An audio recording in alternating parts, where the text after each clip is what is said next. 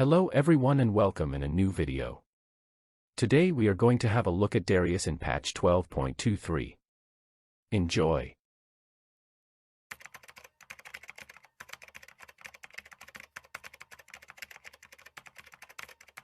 Darius is a champion that is known for being a respected warrior that is fearless in the face of opposition. To draw more insights on each stage of its gameplay, we will look at some active gameplay of the preseason using footage from Roku, a high master player in EU West. In the early game, Darius has one of the strongest passives in League of Legends. Since this stage of the game is wrapped up in few seconds, you should dictate your tempo on the enemy and the vice versa. Against the same champion, Aurelia, we can see clearly that Darius' early game is at its peak at level 2. Hence, setting up your first blood should be played slowly in your favor.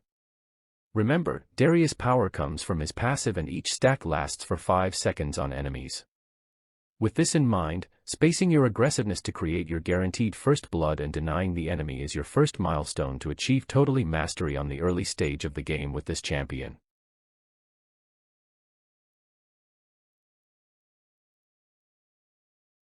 In the positive scenario that you manage to play a good early game, you should at least have completed your first core item and currently posing a threat in the sidelines.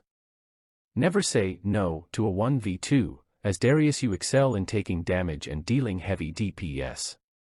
When having both your summoners you should put yourself openly asking for it, since in most cases you will come victorious against any possible duo. This is the hardest part, you are fed and someone or all of your team are making bad decisions. With Darius you should set an example and lead your team to victory. This can be achieved by 2 things. 1. Build properly to maximize your value according to each game. 2. Maxing your passive stacks is your top priority in a team fight no matter the circumstances. The only way to establish your power play is by speaking with your actions. In this patch, Darius is a champion made for a solo lane, specifically in top lane. The higher you go the better your win rate will be. Since this patch is still fresh, the current data show a low performance in Grandmaster and above. For mid, Darius still holds its title as a counter for melee mages and assassins. Darius' passive enables him to be an above-average jungler, and for the bot lane it is viable only with Soraka for the moment. In top lane, Darius is by far a fun champion only if you are playing it. For the opposing team, it is a ticking bomb. Once the killing starts, there is no stopping it. With Trinity Force and Dead Man's Plate you somehow compensate your lack of mobility.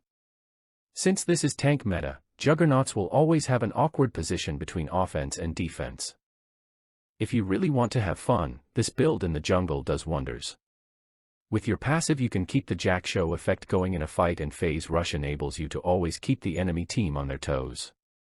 When ganking, utilize your Keystone to close the gap with your Ghost and always use Apprehend after the enemy use their summoners. In mid lane, Darius uses a simple and straightforward strategy. You extend, you die. There is no technique, no outplay potential and no help from the jungler. Once you get some kills, then the fiesta begins.